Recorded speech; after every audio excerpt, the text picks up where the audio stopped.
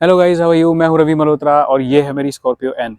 तो जैसे कि मैंने पिछली वीडियो में आपको बताया था कि आपकी गाड़ी आपने ले ली 4x4 और आपके पास पड़ी हुई है घर पे, मतलब कहीं एक आध महीना हो गया है, तो उसके बाद आपको आपको ये चिंता होनी चाहिए कि आपकी गाड़ी में 4x4 एंगेज नहीं हुआ है। 1-2 महीने 3 महीने हो चुके हैं, तो आपको उस वक्त क्या करना है भाई। आपको गाड़ी रोड पे नहीं ले जानी, आपको सिंपल जो आपके के अंदर मैंने बताया था के अंदर हब्स और लॉक्स होते हैं, उन हब्स और लॉक्स को जो कि है एंगेज करना ज़रूरी है, नहीं तो उसमें रस्टिंग हो सकती है। तो अगर आप उसको एंगेज नहीं करोगे तो वो ख़राब हो सकती है चीज़, तो आपको उसको एंगेज करना है। तो मैंने आपको बताया था क्योंकि इसके अंदर इलेक्ट्रिकल सिस्टम है। अगर आपके पास इलेक्ट्रिकल नहीं है, आपके पास मैनुअल है जिसमें गियरिंग सिस्टम होता है, जैसे कि थार का एग्जांपल ले सकते हैं, तो थार को भी अगर आपको करना है तो उसको एक बार मैनुअली उसको एंगेज करके ज़रूर देखें कि 2 से 3 महीने बाद अगर आप गाड़ी नहीं चला रहे हैं तो उसको एंगेज जरूर कीजिए। 4x4 को खड़ी गाड़ी में एंगेज कर लीजिए, बेशक कोई बात नहीं।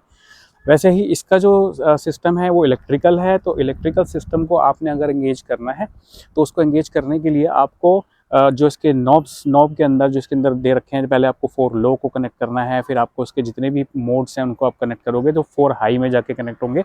वो आप करेंगे तो उससे एटलीस्ट ये रहेगा कि आपका जो वो स्विच है और इलेक्ट्रिकल पार्ट है वो the way that it gets engaged, वो जो चीज़ है वो आपकी एक्यूरेटली काम करती रहेगी। वो आपको एट अ टाइम जब आपको इसकी रिक्वायरमेंट है सबसे ज़्यादा, जैसे कि आप ऑफ रोडिंग करने का प्लान बना रहे हैं, आप मान लीजिए आपने 2 से 3 महीने 4 महीने इसको एंगेज ही नहीं किया और आप पहुंच गए पहाड़ों में कि बर्फ़ पे चलाएंगे और तब ये फेल हो गया, तो आप मतलब आपको ये चीज़ पता होनी चाहिए कि आपको इसको एंगेज करना है 2 से 3 महीने में।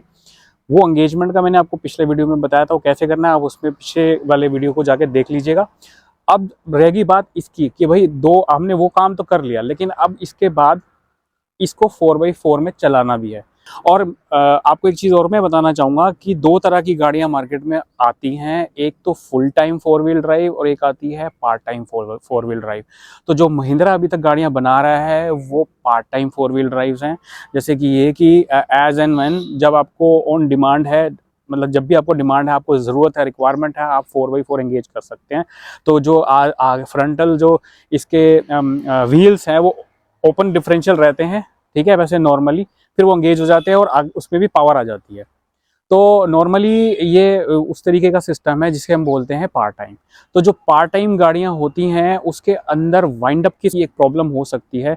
अगर आप उसको पेवमेंट में चला रहे हैं गाड़ी को 4H में, 4 लो में या जैसे भी, और आप अगर ट्विस्ट एंड टर्न करते हैं गाड़ी को तो आपकी गाड़ी में वाइंड अप की प्रॉब्लम हो सकती है, जिससे आगे चल के आपका ट्रांसमिशन और आपका जो ड्राइव टेरेन ड्राइव लाइन है पूरी वो खराब हो सकती है गाड़ी। मतलब कभी अगर एकदम से प्रॉब्लम आ जाए गाड़ी के अंदर, यू नेवर नो, क्योंकि रस्टिंग तो है ही। अब आसपास दिल्ली के आसपास सब जगह खारा पानी आता है ना, तो रस्टिंग की प्रॉब्लम हो सकती है। या फिर ऑयल, मैंने देखा था इसमें से ऑयल, जब मैंने इसके बारे में रिसर्च की तो पता चला कि जब आप गाड़ी का एंगेज करते हो गाड़ी को 4x4 में सिस्टम में, तो ऑयलिंग भी इसके अंदर एंगेज होती है, मतलब ऑयलिंग भी इसके अंदर फ्लो होता है, ऑयल का फ्लो होता है। तो अगर ये सारी चीजें हैं तो इसका मतलब ये हुआ कि आपको 4x4 सिस्टम को लगाना जरूरी है, एंगेज करना जरूरी है।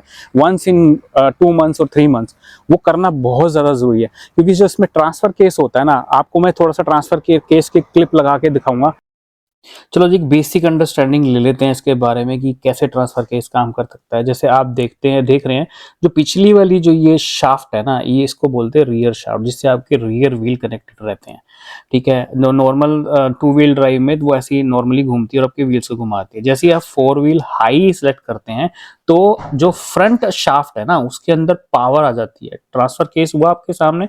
अब जो पावर है वो फ्रंट व्हील में गई है और जो फ्रंट व्हील है वो 1:1 के रेशियो से उसके अंदर पावर आती है और वो घूमने लगते हैं। ऐसे ही जैसे फोर व्हील लो में जाने का मतलब है शॉर्टर गियर रेशियो, जो ये आपको ब्लू वाला दिख रहा है इसमें आगे की तरफ को, ये आपके गियर्स हैं। तो इन गियर के साथ कनेक्ट होकर शॉर्टर गियर रेशियो के साथ मिलते हुए अगले जो आपके व्हील हैं उनको टॉर्क देता है। ट्रांसफर केस में क्या होता है, पूरा जो सिस्टम है वो घूम के इधर से आके इधर जाके फिक्स होता है, ताकि इसके जो आगे के और पीछे के जो इसके व्हील्स हैं वो कनेक्ट हो जाए, ठीक है।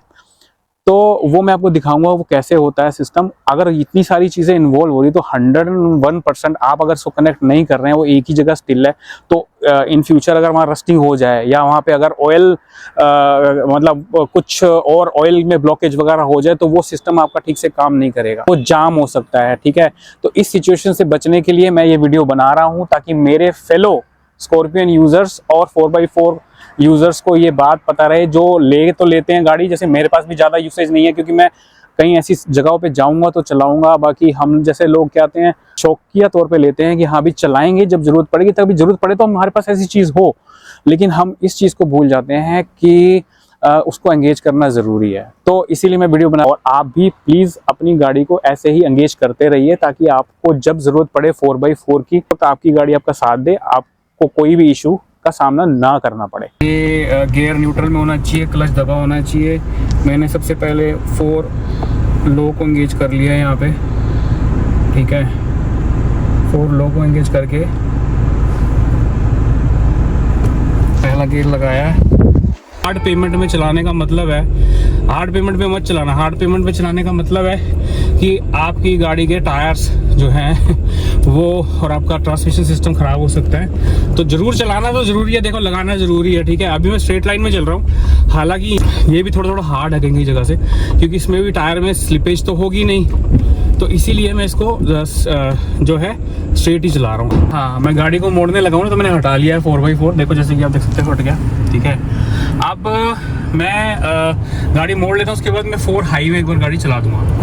लेकिन चलाना स्ट्रेट लाइन में है। बेशक ये थोड़ा लूज सरफेस है बट उतना भी लूज नहीं है, क्योंकि इसमें आपकी गाड़ी के नीचे जो टायर है ना थोड़ा थोड़ा स्लिप होने की जगह होनी चाहिए, क्योंकि जब 4 लो में लगता है ना तो बहुत ज़्यादा टॉर्क मिलता है, पुलिंग पावर आपकी गाड़ी की बढ़ जाती है, ठीक है। तो अभी मैं इसको 4 हाई लगा रहा हूँ। गाड़ी रुकी हुई है, वैसे इसको ऑन द गो लगा लेते हैं, लेकिन मैं प्रेफर यही करता हूँ भैया गाड़ी रोक लो, क्योंकि गाड़ी तो अपनी है, प्यार अपनी गाड़ी से यार, खाम खा 2 लाख 3 लाख का पटका जरूर लगवाना है। तो गाड़ी रोक के इसको 4 व्हील जो हाई है ना उसको भी आप गाड़ी रोक के लगाओ यार, मैं तो ये कहता हूँ। ऑन द गो आपको क्यों लगाना है यार, तेज़ चल रही है गाड़ी 70-80 की स्पीड पे क्यों लगाना है, 40 पे भी चल रही तो भी क्यों लगाना है, ठीक है। अब ये लग चुका है, अब इसको हम एक बार 4x4 में स्ट्रेट लाइन में चलना है। है ये भी सर्विस, तो स्ट्रेट लाइन में चला दो गाड़ी। मैं यहाँ पे भी नहीं घुमाऊंगा, मैं रिस्क क्यों लूँ, मतलब इतना भी लूज नहीं है कि मेरी गाड़ी का टायर स्लिप हो नीचे से, तो इसलिए स्ट्रेट लाइन में चलाना सही है यार। होता ही 4i में ऐसा आता है और उसमें 4 व्हील ड्राइव का आता है।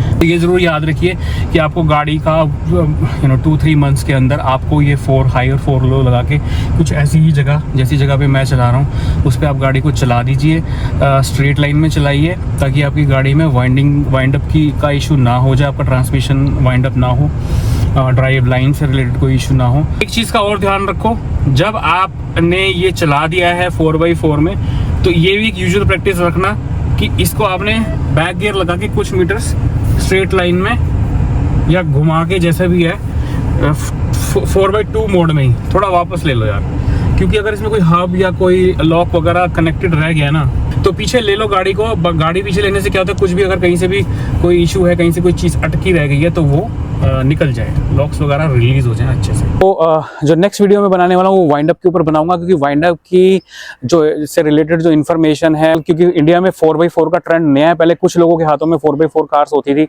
बट आज की डेट में महिंद्रा साहब की वजह से जो हमारे पास गाड़ियाँ आई हैं, जैसे कि थार हो गई और अपने ये हो गया, अब तो जिम्नी भी आ गई है मार्केट में मारुति की वजह से भी। अब इन गाड़ियों में जो वाइंड अप का इशू है, आप सबको जागरूक करना जरूरी है। हम खुद जागरूक हो गए, इसलिए अब आपको जागरूक करने जा रहे हैं कि वाइंड अप के बारे में वीडियो बनाऊंगा। आपको मेरा चैनल सब्सक्राइब कर लेना है, ताकि आप आने वाला जो वाइंड अप का वीडियो या और इससे रिलेटेड और भी एक्सपीरियंस जो मैंने रिसर्च किए हैं गाड़ियों के ऊपर, उससे रिलेटेड वीडियोस जो आएंगे आप उसको मिस ना कर दें। तो do subscribe to my channel and give me a thumbs up, share my videos with your friends and family and do support me. Thank you very much for your help and have a good time ahead.